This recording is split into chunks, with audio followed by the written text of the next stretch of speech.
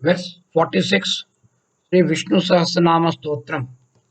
Vistarah sthavarasthanuhu pramanam bijamauhyayam artho nartho mahakosho mahabhogo mahadhanaha. Vistarah sthavarasthanuhu pramanam bijamauhyayam arthah anarthah mahakoshah mahabhogah mahadhanaha. Vistaraha, extensive, or the extension. The Lord is named Vistaraha because at the time of Pralaya, entire universe of names and forms comes to reside with him, and comes to reside with him where there is absolutely ample accommodation for each being there. It is so, he so becomes so extensive. He's called Vistaraha. Vistaraha also means a manifestation. Since the Lord manifests in himself all the universe, the Supreme is extensive.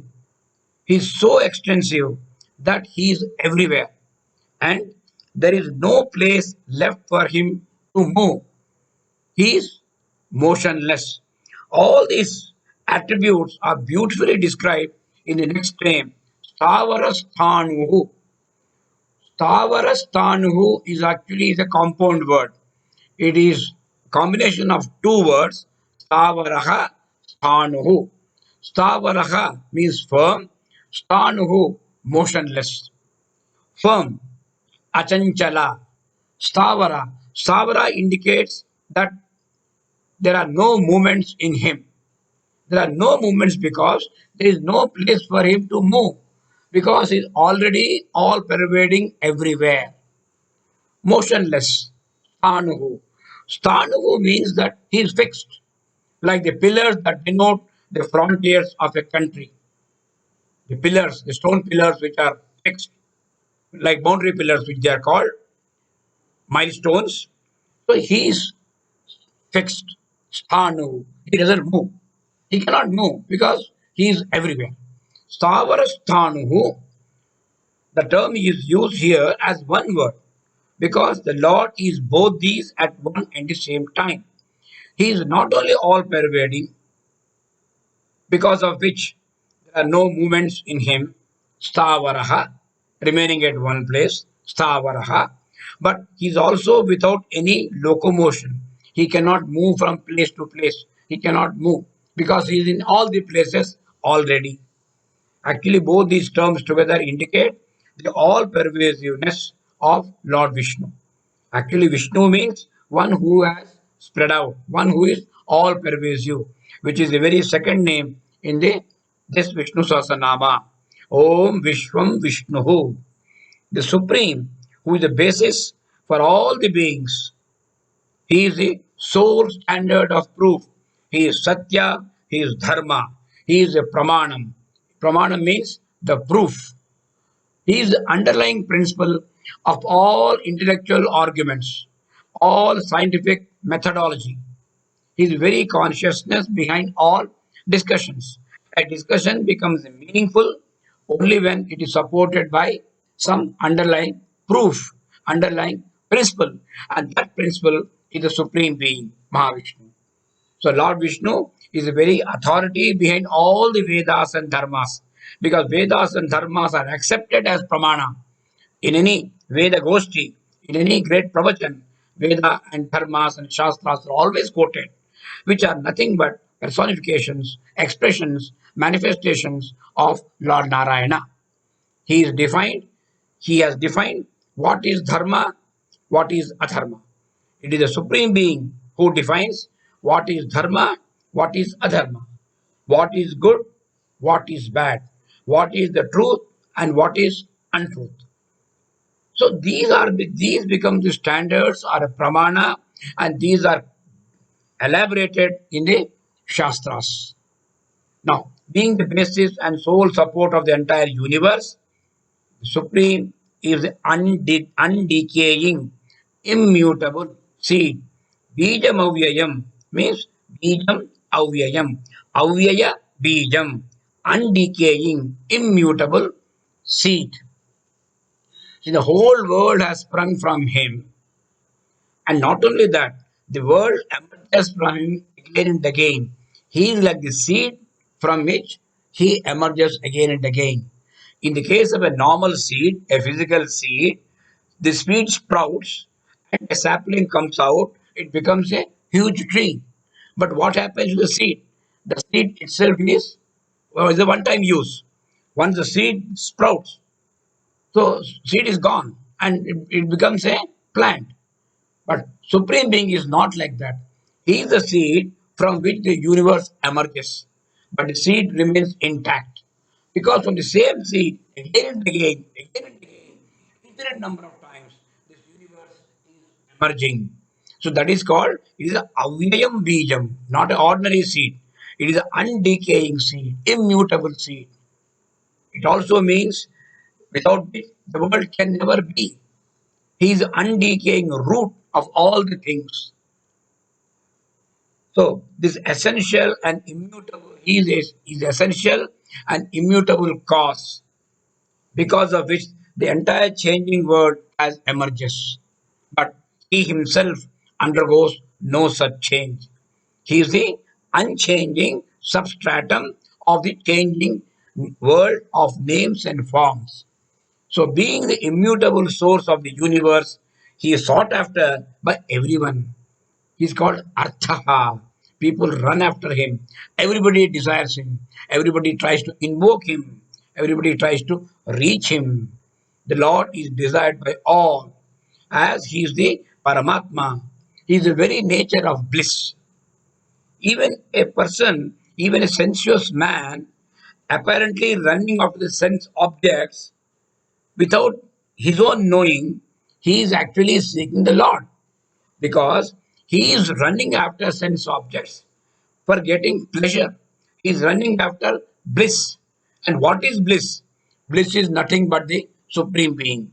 So we say, even a sensuous man running after sense objects, not bothered about spiritual things, not interested in God and godly things, without knowing, he is actually chasing the same Supreme who is desired by all. Arthaha. Everybody seeks him. Everybody has desires him. But what about him? He himself has no desires. Anartha. So these two apparently opposite words come as two successive names. Artho, Nartho, Arthaha, Anarthaha. Arthaha is one who is desired by everybody. Anarthaha, one who is desireless. One to whom there is nothing that is yet to be fulfilled. He has no desires because all desires are fulfilled. His desires are fulfilled. He is tushtaha, pushtaha, contented self. So actually desires comes only because of vasanas, the inherent tendencies which we get along with birth, which come successively from previous lifetimes. It follows us. It remains with us. Vasanas. These vasanas exist in us, pre-exist in us, they manifest as desires. But in the case of a person who has no vasanas, whose vasanas are ended, there cannot be any desires. And this is the state of supreme satisfaction, Paramanandaha, supreme bliss. This is a state of self-realization. So Paramatma is one who is self-realized, who has no desires, who has no vasanas. He is anarthaha. He is sought after by one and all, but he is not visible. Why?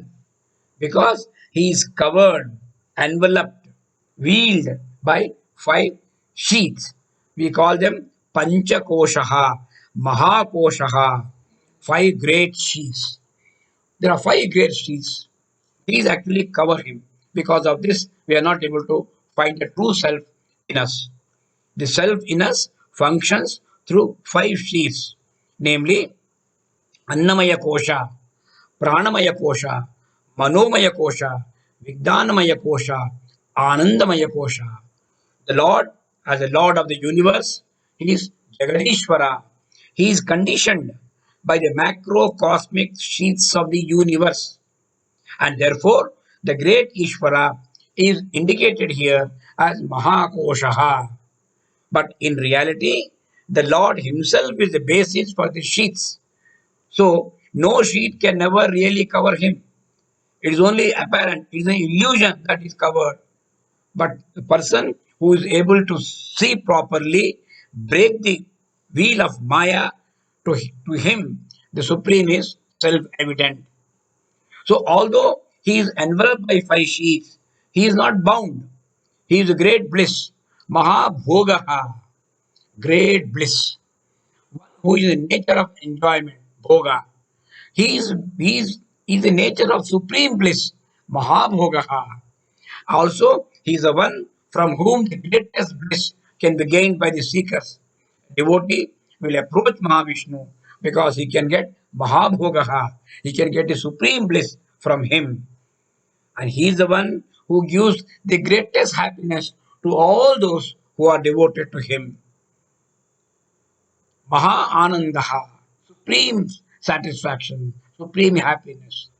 A devotee may worship, a devotee may worship the Supreme in any form of his liking. But in reality, every devotee is worshipping the same one, same single, indivisible, underlying reality. And it is through the Supreme Self the devotee is getting his desires fulfilled from the very same Lord.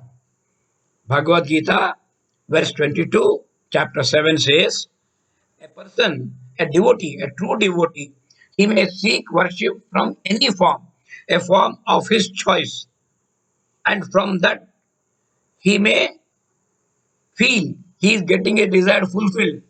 But actually speaking, all these desires are being fulfilled through that particular form which he has worshipped only from me.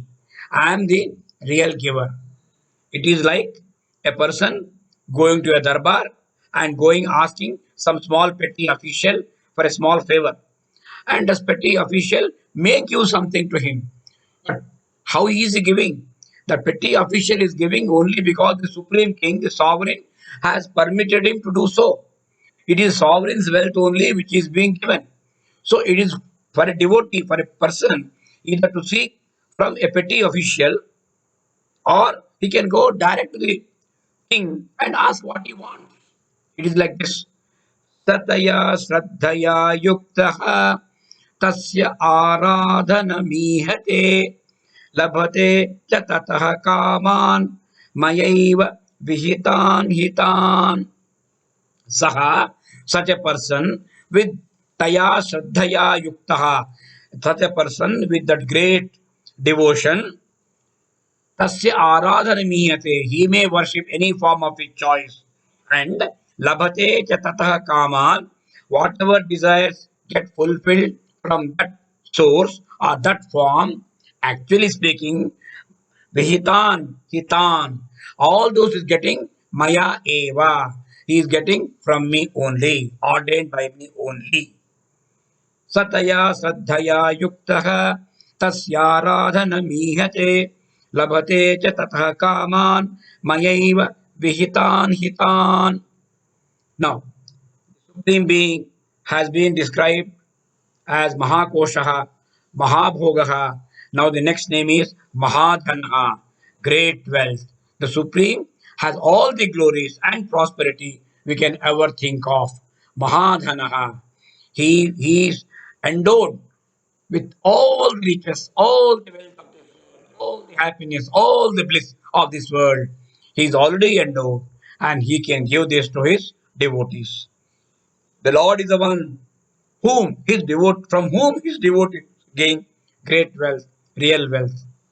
So with all these vibhutis, he is the griefless, Anirvinnaha. Anirvinnaha is the first name in the next verse. So with this we conclude this particular verse. Om Sarvesham Swastirбhavatu. Sarvesham Shantirbhavatu. Sarvesham Purnam Bhavatu. Sarvesham Mangalam Bhavatu. Om Shanti Shanti Shanti. Harihi Om Tat Sat.